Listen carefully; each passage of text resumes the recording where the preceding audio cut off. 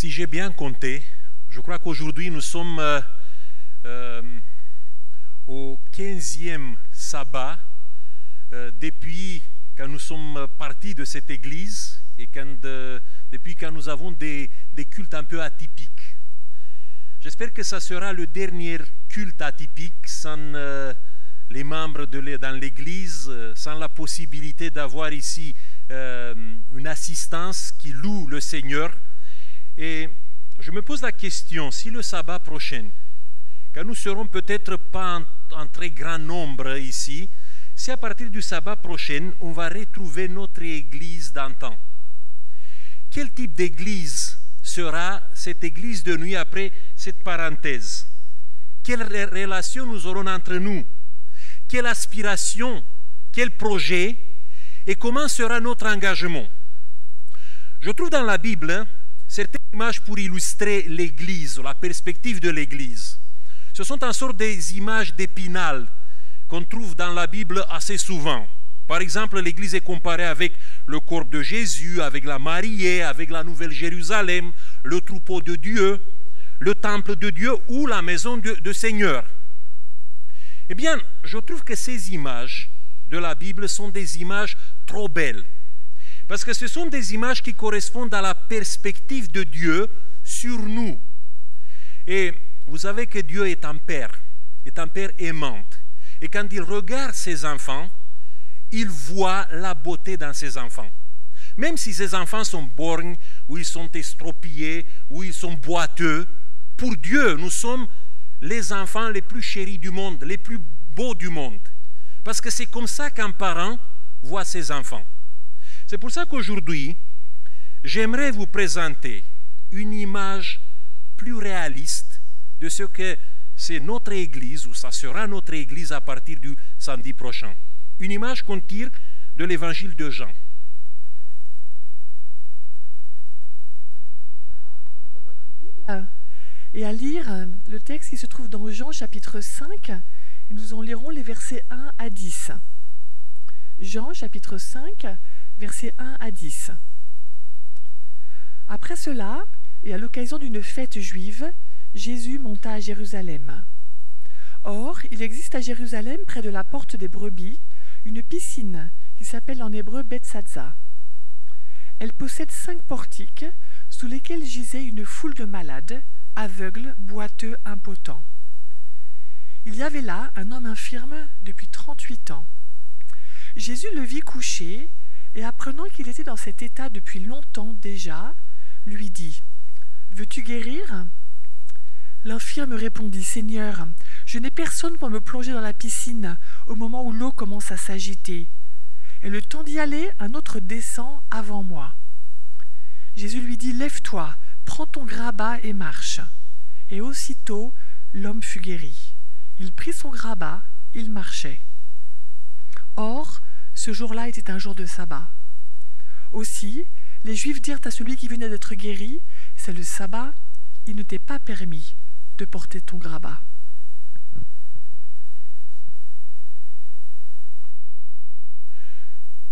Je crois qu'on a du mal à faire une liaison entre cette histoire qui se trouve dans l'évangile de Jean chapitre 5 et l'image de notre Église. Laissez-moi vous expliquer un peu le contexte du 1er siècle, le contexte d'adoration pour un juif. Eh bien, pour un juif au 1er siècle, l'adoration complète se passait 3 fois par an.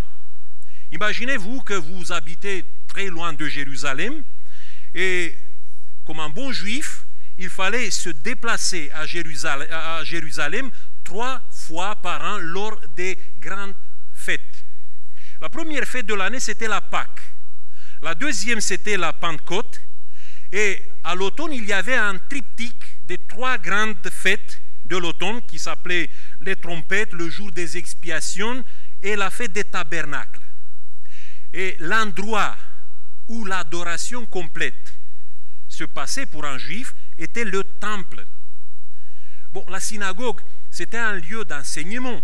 C'était un lieu de jugement où tu venais pour discuter tes problèmes, où tu pouvais faire appel au rabbin pour juger entre toi et ton frère. mais la synagogue n'était pas le lieu de l'adoration complète. Le grand rendez-vous avec Dieu se passait dans le temple, dans une adoration qui était très ritualisée. Il fallait te préparer bien, il fallait participer à l'offrande, au sacrifice. Et quand tu arrivais dans le temple, cette adoration était bien délimitée territorialement. Donc il y avait 4 cours au temple de Jérusalem pour adorer Dieu. Comme vous voyez peut-être dans l'image qui est projetée, il y avait le temple qui se trouvait sur la colline qui a été habillée par le roi Hérode avec du marbre, avec du basalte. Et là, sur cette colline, se trouvait l'esplanade du temple. Et sur cette esplanade, il y avait une grande cour qui s'appelle la cour des nations. Là, tout le monde pouvait entrer. Il y avait des Grecs, il y avait des païens qui venaient de partout dans le monde, qui admiraient la religion juive, mais qu'ils n'étaient pas des juifs, qu'ils n'étaient pas entrés dans l'alliance avec Dieu par la circoncision. Eux, ils avaient l'accès dans la cour des nations. Et dans cette cour des nations, il y avait une balustrade qui interdisait l'accès des non-juifs dans les autres cours du temple. On entrait après dans la cour des femmes, qu'on l'appelle comme ça, parce que c'était une cour intérieure délimitée par les murs. Et dans cette cour intérieure des femmes, toutes les familles juives se retrouvaient là pour participer au moment de l'adoration. Il y avait les femmes, il y avait les enfants, il y avait les hommes. Après, on franchissait un autre palier, c'était une cour étroite qui s'appelait la cour d'Israël. Et là, seulement les hommes juifs, les hommes d'Israël pouvaient entrer. Et la dernière portion du temple s'appelait la cour des prêtres où se trouvait le sanctuaire. Là, il y avait seulement les prêtres qui pouvaient pénétrer. Eh bien, cette adoration très bien ritualisée demandait une préparation en préalable. Et ça, c'est l'élément fondamental pour quelqu'un qui venait à Jérusalem pour adorer Dieu. Il y avait une préparation qui consistait dans la purification du corps. C'est pour ça que si vous arrivez au 1er siècle à Jérusalem, vous pouvez voir par exemple des gens qui grattaient les murs, comme dit un historien Joseph Flavius, parce qu'il avait peur d'être contaminé s'il touchait quelqu'un qui était impur. Il fallait garder cette pureté pour arriver dans les cours du temple. Et la purification du corps prenait une importance capitale avant d'entrer dans l'adoration, dans le rendez-vous avec Dieu. Cette purification se faisait par des ablutions, par des immersions, parfois 3. Il y a des groupes religieux qui demandaient 7 ablutions, il y a d'autres qui demandaient 10 ablutions. Mais tout le monde, avant d'arriver dans le temple, il fallait faire cette immersion dans l'eau. Et bien sûr, à Jérusalem, on avait des lieux de purification. Il y avait des lieux privés. Les grandes maisons de Jérusalem étaient prévues avec un sort de mikva, des piscines petites. Et là, le propriétaire de la maison, avec ses visiteurs, pouvait faire les ablutions avant d'aller au rendez-vous avec Dieu. Mais il y avait des piscines publiques. Et une grande piscine que vous trouvez dans la Bible, qui était renommée, qui était recherchée par tous les bons juifs, c'était la piscine de Siloé. Là, cette piscine était célèbre parce qu'elle était alimentée par de l'eau qui venait d'une source à l'extérieur des murs de Jérusalem. Et les gens venaient là-bas pour faire les ablutions. Les prêtres allaient dans cette piscine pour prendre de l'eau pour utiliser dans les rituels au temple. Et même aujourd'hui, si vous allez à Jérusalem, vous pouvez prendre un bon bain dans cette piscine de Siloé. De l'autre côté, dans la partie nord du temple, il y avait une deuxième piscine, une deuxième grande piscine qui s'appelait la piscine Bethsaida ou Bethesda. Et cette piscine, c'était ce qu'on appelle la mikva des désespérés, la piscine des gens maudits. Parce qu'ici, le texte biblique nous dit qu'il y avait des personnes malades qui venaient là-bas avec l'espoir qu'ils pouvaient se purifier. Vous savez, dans le rituel de purification, il y avait un interdit pour certaines personnes qui étaient touchées par certaines maladies d'entrer dans les cours du temple parce que leur présence contaminait le temple. Et à cause de ça, ces gens-là ne pouvaient pas être admis dans le temple.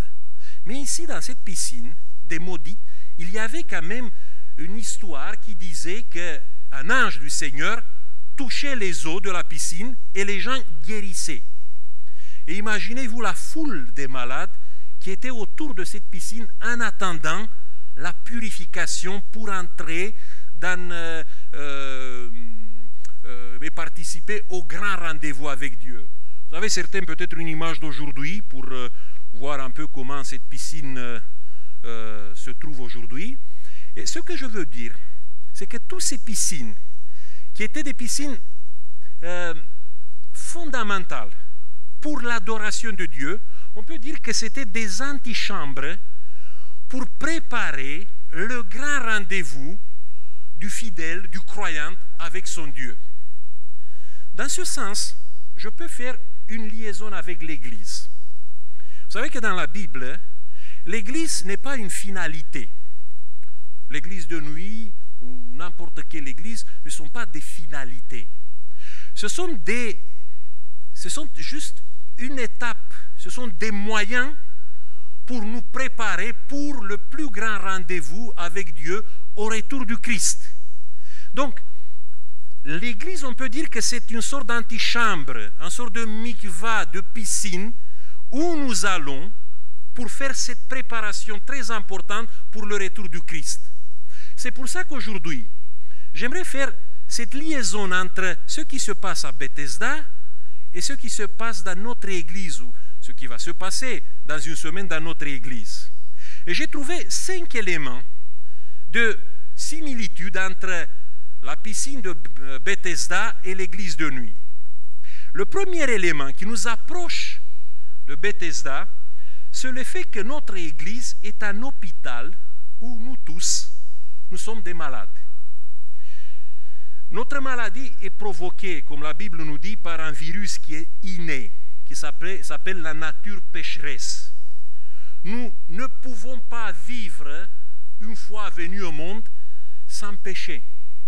C'est à cause de ce virus qui est en nous et qui rapidement devient actif et qui nous pourrit la vie et qui arrive à nous mettre dans la prison du mal, et on a du mal à sortir de cette addiction au péché. La seule différence peut-être entre nous se trouve dans le type de maladie qui est provoquée par le virus. Mais le virus est le même. Et parfois, on arrive dans une sorte de drame personnel. Un drame qui nous fait faire des spéculations sur la gravité des maladies des autres. Et ça, c'est peut-être notre faiblesse. Parce que des fois, quand on regarde quelqu'un qui est autour de nous, qui est dans l'église, qui est un peu plus impulsif, coléreux, est un peu rigolarde, peut-être ses vêtements ne sont pas toujours des vêtements d'un bon chrétien dans notre conception, on dit de lui qu'il est gravement malade. Et si on voit aussi quelqu'un qui est dans l'église et qui a un long visage, qui peut-être a des yeux comme les yeux d'un poisson mort, qui a un langage qui est truffé avec des slogans pieux, on dit de lui, il est en convalescence, il est en train de guérir. Mais on oublie que Jésus a dit une chose, que les maladies les plus dangereuses qui peuvent nous toucher, ce sont des maladies qui ne font pas des éruptions à l'extérieur. Ce sont les maladies qui nous rongent de l'intérieur. Les vraies maladies sont dans nos pensées.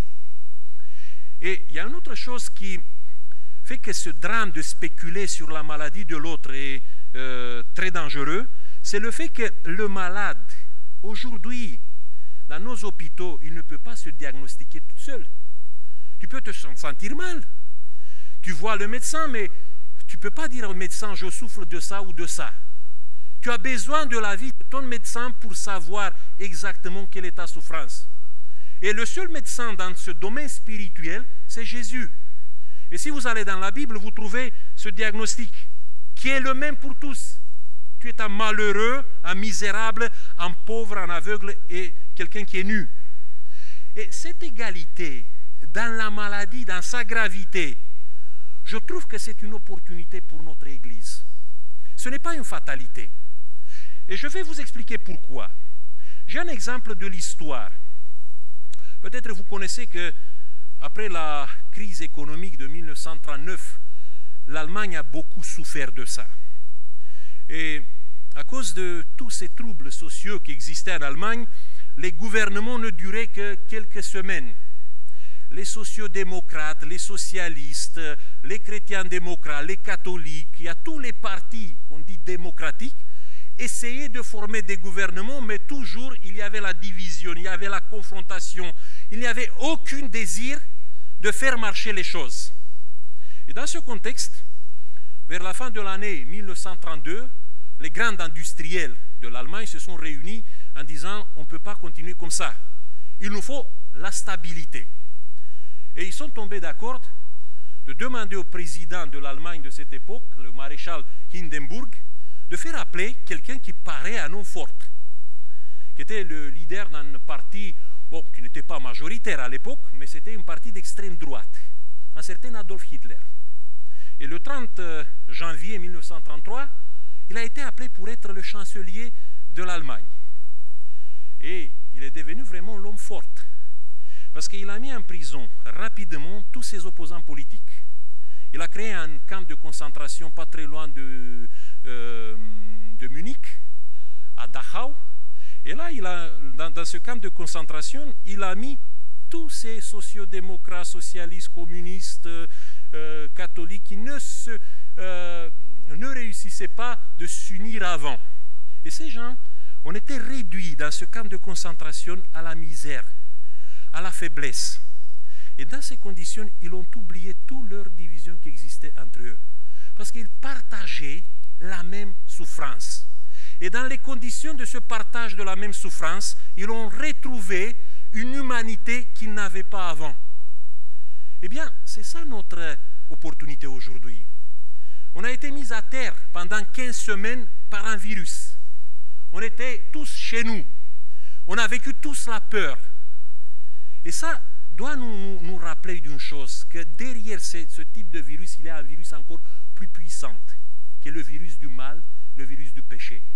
Et nous sommes égaux. Quand nous venons ici à l'église, le samedi prochain, il ne faut pas oublier ça, que ce qui nous lie, c'est cette solidarité de faiblesse qui nous fait chercher quelqu'un qui peut nous aider.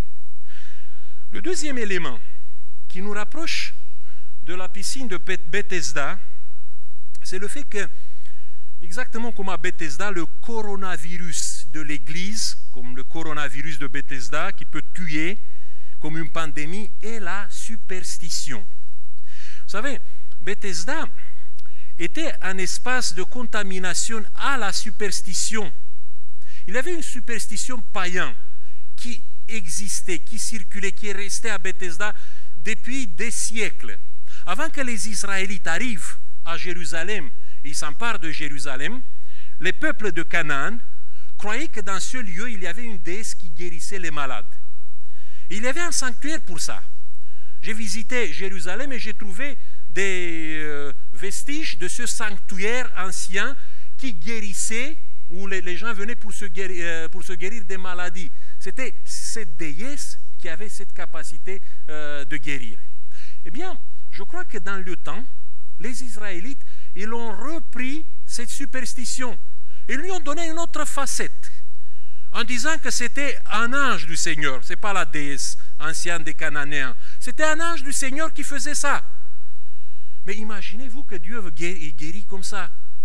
Que Dieu fait une course contre la montre entre les malades pour savoir qui sera guéri en première. C'est lui qui est le plus fort. Que Dieu dans sa manière de se comporter avec nous, il utilise un peu, on peut dire la loi de la jungle pour nous guérir. Ça, c'est faux. Mais cette superstition faisait du mal, parce que ça donnait des espoirs qui n'étaient pas vrais. Eh bien, quand vous regardez autour de vous, vous voyez que beaucoup des églises chrétiennes sont très perméables à la superstition. Il y a des chrétiens qui croient aux apparitions de la Vierge. Il y a d'autres qui vont visiter des sanctuaires à gauche, à droite pour trouver des reliques d'encens qui sont chargés avec des pouvoirs de guérir. Il y a d'autres qui croient dans une sorte d'effusion du Saint-Esprit qui est proche de l'extase. Et il y a beaucoup d'autres superstitions qui circulent dans beaucoup des églises chrétiennes. Et qu'est-ce que je peux dire? Mon église adventiste, on l'a nommée depuis le début, l'église de la vérité présente. Ce n'est pas une église qui est traversée par les superstitions. Mais essayez un peu de réfléchir. Il y a quelque temps, j'ai écouté une conférence tenue par un philosophe qui donnait une définition de la superstition un peu différente de ce que je savais. Il disait que la superstition est un credo, une idée, une conviction qu'on accepte sans esprit critique. Ça veut dire quelque chose que j'intègre dans ma conception sans faire une analyse basée sur des arguments rationnels. Et ce philosophe, il donnait quelques exemples qu'on trouve facilement dans notre monde aujourd'hui et qu'on voit que notre monde aujourd'hui est un espace de prolifération des néo-superstitions. Par exemple, la pensée politiquement correcte. Ça fait partie des superstitions. Des fois, on dit des choses que tout le monde dit, oui, c'est bien de penser comme ça, mais personne ne met pas en discussion ça. Et quand quelqu'un vient pour mettre en discussion, pour avoir un esprit critique sur une idée du politiquement correct aujourd'hui, il est mis de côté dans le rang des extrémistes. Où il y a des fake news qui circulent à gauche à droite avec Bill Gates, avec le complot qui est derrière le Covid. Il y a des superstitions scientifiques sur les vaccins, anti-vaccins, toutes ces choses-là. Eh bien, on voit que les superstitions n'ont pas disparu dans notre monde. Mais il y a des néo-superstitions qui commencent à devenir encore plus fortes. Et nous, les adventistes, dans tout ça, quel est notre rapport avec la superstition? Je vais vous dire une chose. On a une force dans l'église adventiste, c'est l'interprétation prophétique de l'eschatologie biblique. Ça, c'est une force. Moi, j'ai été attiré par l'église adventiste par la force de cette interprétation historiciste de la Bible. Mais le même modèle d'interprétation peut être une faiblesse. Parce que si nous avons déjà en tête un modèle, un dessin dans notre tête, on est facilement perméable à toutes sortes d'informations fausses qui correspondent à notre modèle. Je vous donne un exemple. Si je viens maintenant devant vous et je commence à vous parler des jésuites qui sont infiltrés dans l'église, des papes complotistes, des conspirations anti-vaccins, de Bill Gates qui fait régner maintenant le nouvel ordre mondial et toutes ces choses-là, je peux vous dire qu'il y a peut-être 80% des adventistes qui vont dire c'est la vérité. Sans analyser, sans mettre un esprit critique sur toutes ces choses-là. Pendant cette période de la crise actuelle, j'ai vu une boulimie de fake news qui s'est déclenchée dans mon église parmi beaucoup des adventistes. Il y a toutes sortes des idées d'extrême droite, de la propagande russe, saoudite, chinoise, qui ont circulé. Et les gens les ont pris pour argent comptant. Et ça, c'est le problème. Parce qu'une vérité ne peut jamais se justifier avec le moindre mensonge. On ne peut pas soutenir la vérité avec des mensonges, avec des superstitions.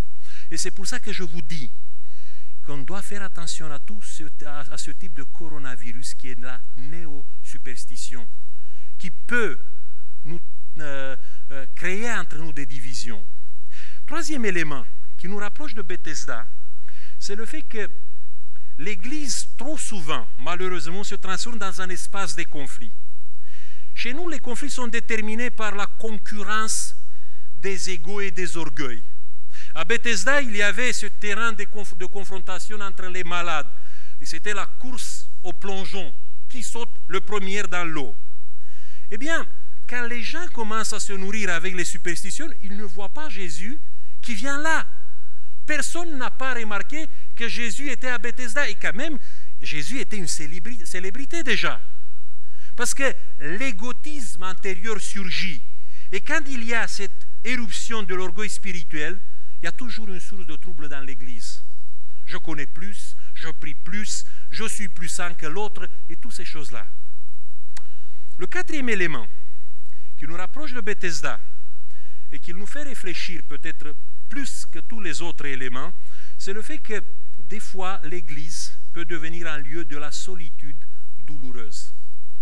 Vous avez un malade à Bethesda de 38 ans et il illustre un peu la catégorie des croyantes qui sont victimes d'une situation qui s'installe quand la superstition domine, quand la compétition des égos commence à être l'activité dominante d'une église.